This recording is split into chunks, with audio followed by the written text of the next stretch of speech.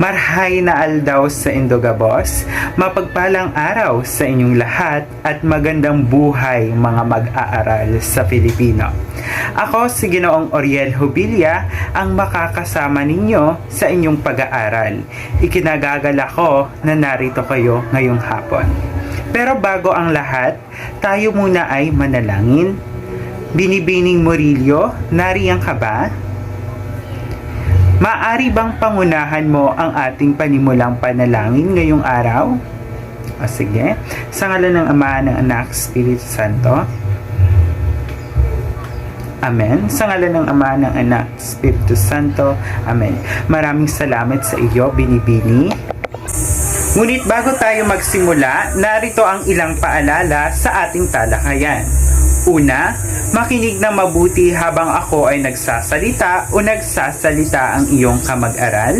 Pangalawa, siguraduhing mayroong maayos na internet connection. Pangatlo, panatilihing nakasara ang mikropono kung wala namang nais sabihin at hindi tinatawag. Ikaapat, pindutin lamang ang raise hand button kapag gustong sumagot o kung mayroong nais sabihin o ibahagi. Ikalima, maging responsable sa mga ipinapadalang mensahe sa chat box. Kung wala naman itong kaugnayan sa paksa na tinatalakay natin, ay wag na lamang magpadala ng mensahe. Malinaw ba, class? Okay. Binibining magdamit.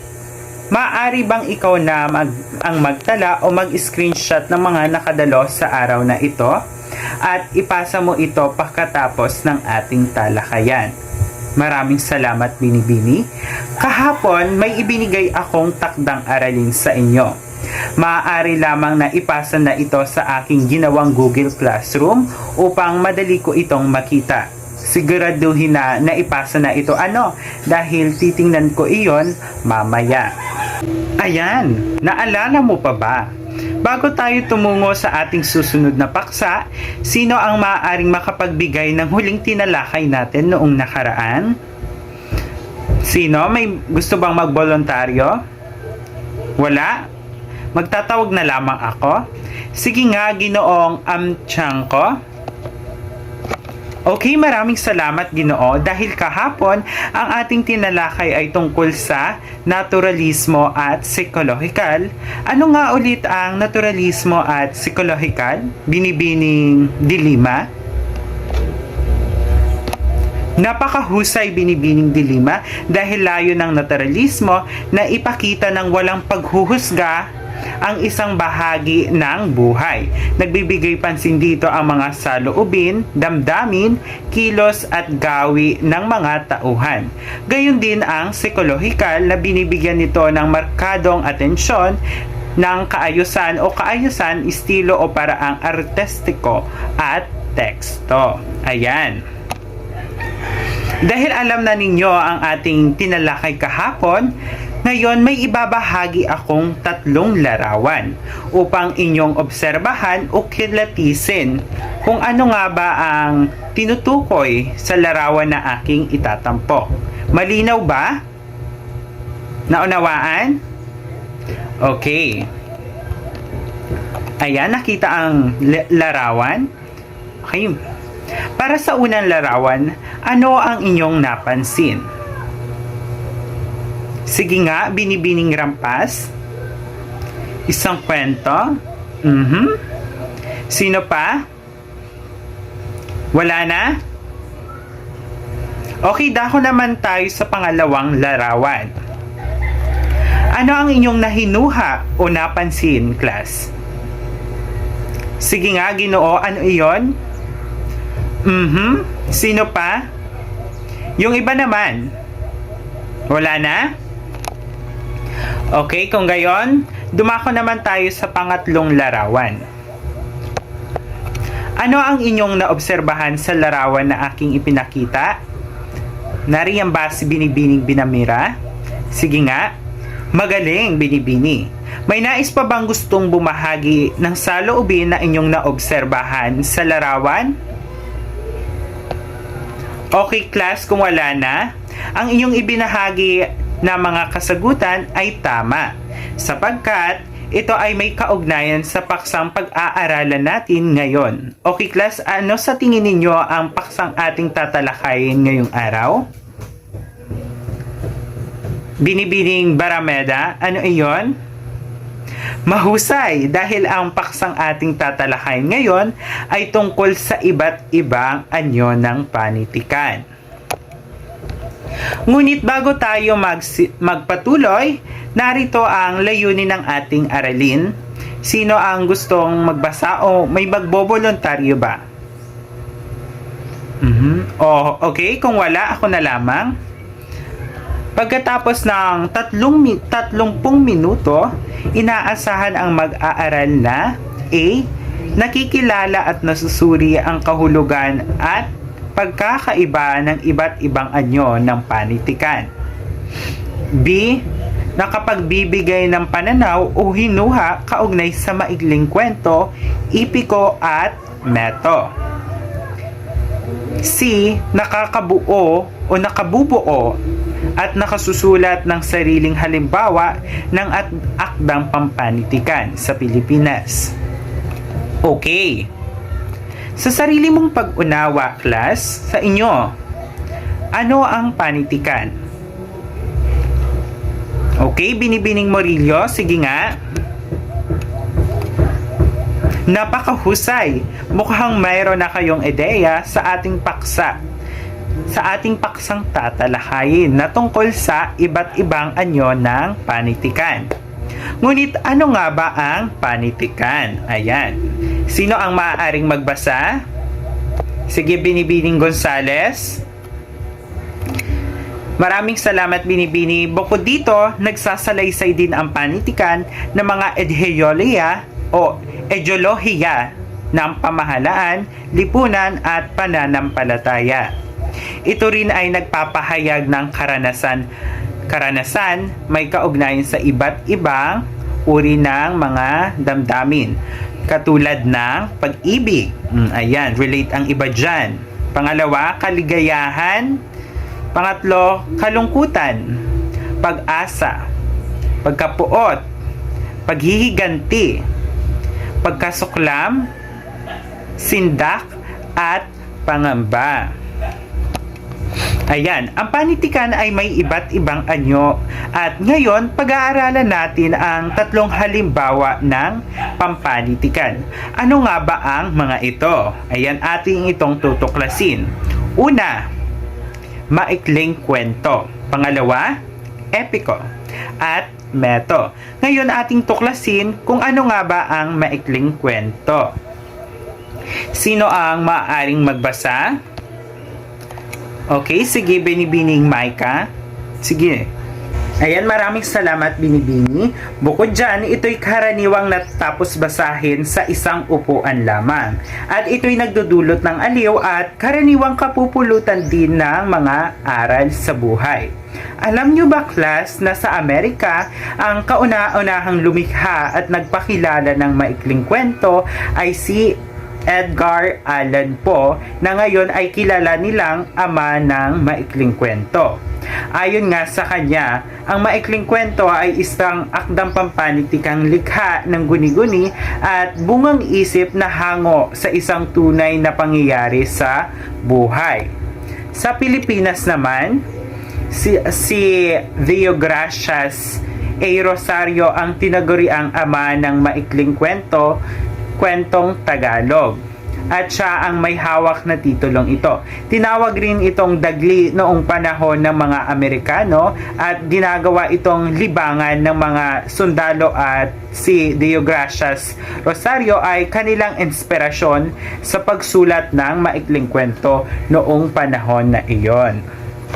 Okay, class, malinaw ba?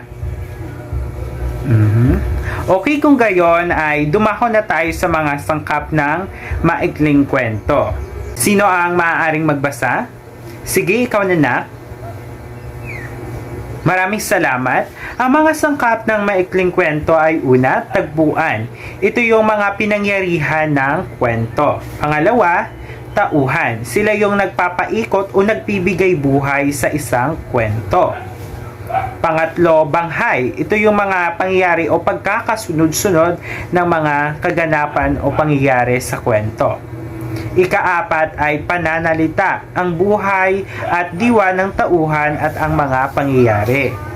Ikalima ay tema, ang kausapang hangad na ibinabahagi sa mambabasa ng mga manunulat. Ayan. Ika-anim ay ang damdamin. Ito yung nag-iiwan ng kulay o ang kulay sa kwento na nag-iiwan ng kakintalan at nag-aantig sa loob ng mga mambabasa. Ikapito ay pananaw. Ang pamamaraang ginamit ng may akda ay sa panauhang tinitingnan upang magbigay ng pananaw doon sa ginawang akda. Pangwalo, simbolo. Ito ang mga bagay na dilantarang pumupukaw o kintal sa mga mambabasa. Narito naman ang iba't ibang halimbawa ng maikling kwento sa bawat panahon. Una ay ang Bunga ng Kasalanan ni Sergio H. Panganiban. Pangalawa, Aloha ni Deogracias A. Romero. Pangatlo, Uhaw na Tigang na Lupa ni Liwayway Arceo. Ikaapat, ang Lupang Tinubuan ni Narciso Reyes. At ikalima, Sa Bagong Paraiso ni Efren Abueg. At ang ika-anim naman ay ang kwento ni Mabuti ni Genoveva Ed Rosa. Ang mga akdang ito, class, ay nailimbag sa bawat iba't ibang panahon. Maituturing natin itong yaman dahil sa angking talino at talento na ibinahagi ng mga kilalang mga manunulat sa ating bansa. Malinaw ba, class? Mayroon bang katanungan? Okay, kung wala na, dumako naman tayo sa epiko. Pangalawa ay epiko. Ano naman ang epiko? Sino ang maaaring magbasa? Sige, Binibining Avilés. Maraming salamat, Binibini. Ito rin ay isang mahaba at patulang pagsasalaysay ng mahahalagang pangyayari at pakikipagsapalaran sa buhay ng isang tauhang lubos na malakas at makapangyarihan at kinikilalang bayani ng lugar o bansang kanyang pinagmulan. Masasalamin sa kabuuan ng akda ang kultura, iba't ibang paniniwala ng lahi, tradisyon at bansa o maging relihiyon kung saan nagmula ito. Malinaw ba, class? Okay, dumako na tayo sa katangian ng epiko. Una, pakibasa nga, Jari. Ayan. Ang ibig sabihin po nito ay mayroong ibinigay na alias o palayaw sa isang bayani na kilala sa isang lugar. Pangalawa, pakibasa, Lisel. Ibig sabihin sa loob ng isang epiko, mayroong mga pahayag na salita o parirala na paulit-ulit na binabanggit dahil ito ay nais bigyan diin o bigyang halaga. Pangatlo, pakibasa nga. John, nariyan ka ba? Sige.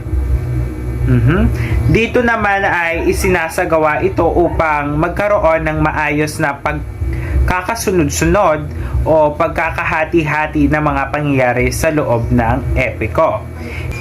Ikaapat, pakibasa nga, na Angeli. Ayan, mayabong o mayaman sa ganitong estilo ang epiko upang pag-isipin o pagsuriin ang mga mambabasa sa kung ano ang ibig sabihin ng mga nakalagay sa imahe o metapora sa loob ng isang epiko. At ang ikalima naman ay kadalasang umiikot sa bayani kasama ang kanyang mga kasagupaan sa mga mahihiwagang nilalang, anting-anting at ang kanyang paghahanap sa kanyang minamahal o magulang. Ito rin ay maaaring tungkol sa panliligaw o pag-aasawa. Ayan, malinaw na ba, class? Naunawaan ba ang bawat bahagi ng katangian ng epiko?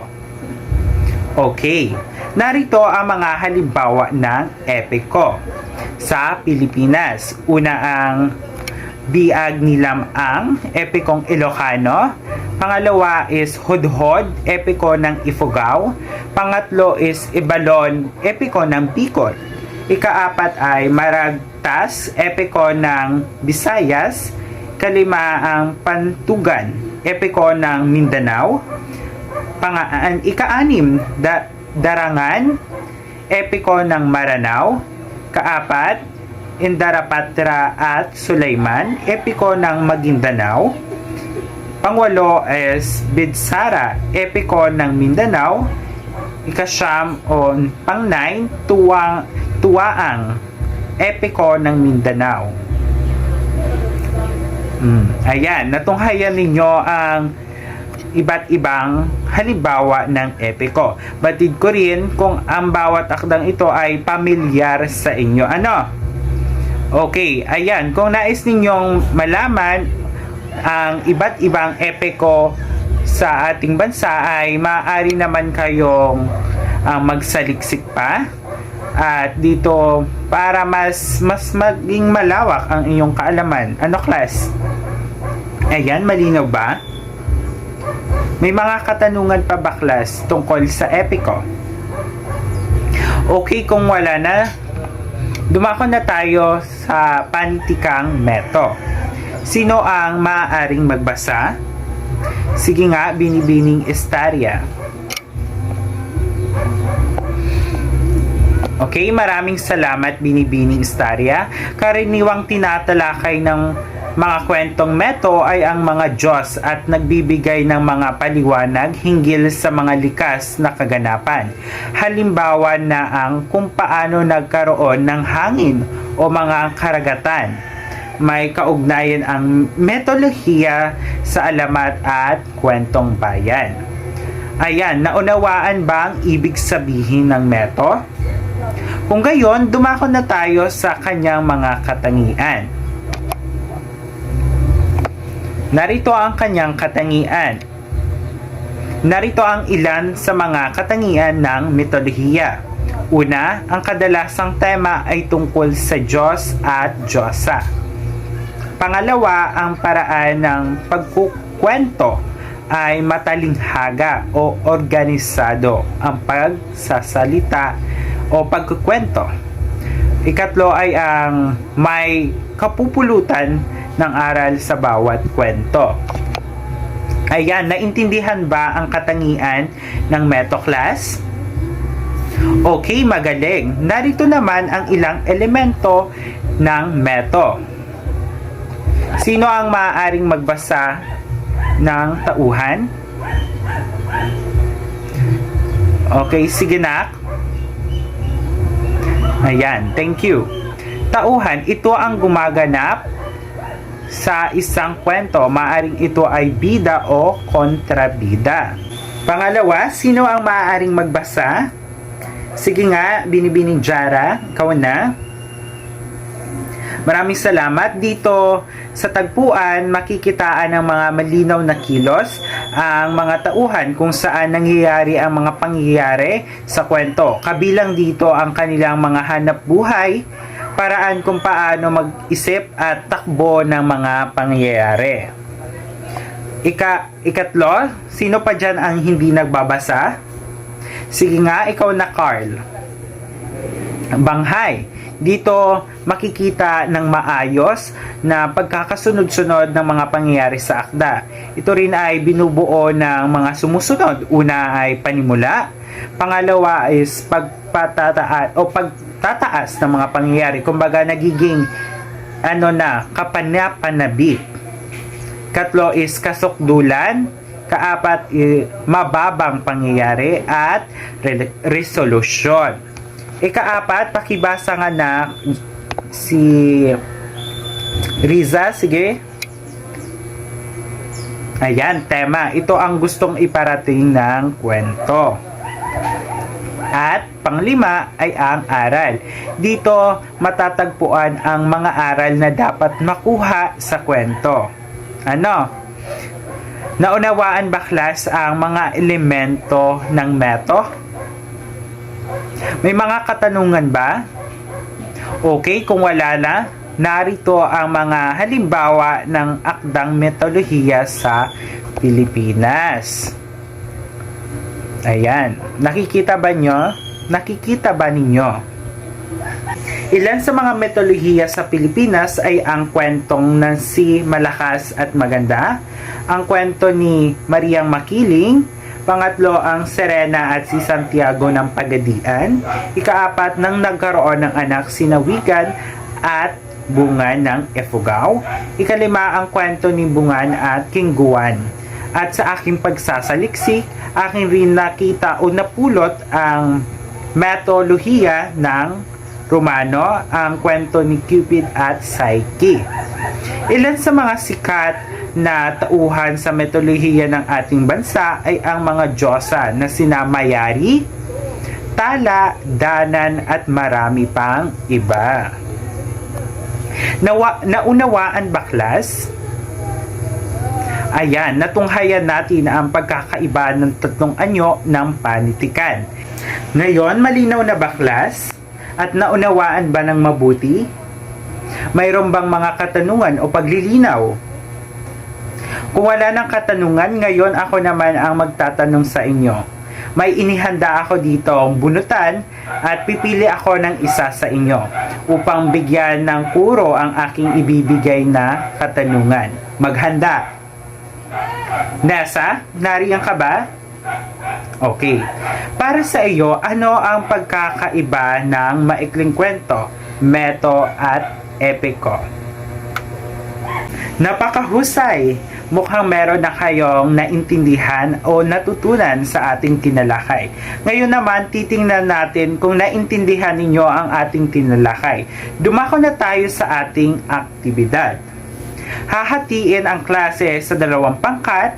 Bawat pangkat ay huhulaan kung anong anyo ng panitikan ang aking ipapakitang larawan at kahulugan. Ayan, maghanda. Ang grupong makakakuha ng mas mataas na puntos ay ang panalo. Malinaw ba? Okay, narito ang kriteriya o pamantayan sa pagmamarka upang masuri ng naayon.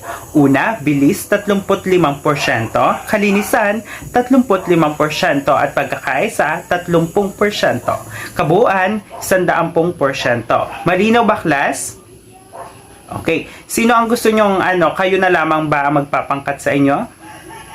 Okay, ako na lamang. Ayan, para sa unang pangkat ay sina Magdamit, Murillo, Gonzales, Chavez at Estaria. Malinaw ba?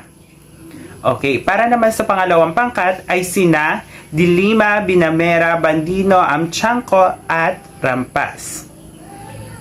Ayan. Handa na ba, class? Okay, para sa unang katanungan. Ito ay isang akdang pampanitikang likha ng guni-guni at bungang isip na hango sa isang tunay na pangyayari sa buhay. Ano iyon? Pangalawang pangkat, ano? Epiko? Hindi. Mahusay unang pangkat, 1 puntos. Para naman sa pangalawang katanungan, ang blank ay tumutukoy sa mga kwento noong unang panahon na may kaugnayan sa paniniwala, ritual at pananampalataya ng tao. Magaling pangalawang pangkat. Para naman sa pangatlong katanungan, makinig ng mabuti. Isinasalaysay ang kabayanihan at pakikipagtunggali ng isang tao o mga tao laban sa mga kaaway na kadalasang hindi mapaniwalaan dahil sa mga tagpuan na makakabalaghan at di kapanipaniwala. Aha, hindi. Pangalawang pangkat, may pagkakataon kayo para sagutin ito. Magbibilang ako ng 5. 1, 2, tumpak 2 puntos para sa pangalawang pangkat. Maghabol ang unang pangkat. Para naman sa pangalawang kategorya, suriin kung anong anyo ng panitikan itong ipapakita kong larawan. Ayan, nakikita na ba? Magaling pangalawang pangkat. Para naman sa pangalawang larawan, aha, hindi. May pagkakataon kayo unang pangkat? Okay, nakuha, tumpak. Dumako naman tayo sa pangatlong larawan. Nakikita? Okay, sinong sumagot? Mabilis Anong grupo yon? Ayan, pantay na ang puntos. Parehong nakakuha ng 3 puntos. Dito magkakasubukan sa panghuling larawan. Handa na? Mahusay, mabilis ang pangalawang pangkat. Dahil dyan, ang nagwagi ay ang pangalawang pangkat. Dahil mataas ang nakuha nilang puntos. Pagbati, 5 palakpak sa nagwagi. Ayan, napaka-produktibo ng bawat isa. Mukhang nag-enjoy. Tama ba? Ayan. Sa tingin ko ay may natutunan na kayo sa ating tinalakay. Malinaw ba? Okay. May mga katanungan ba?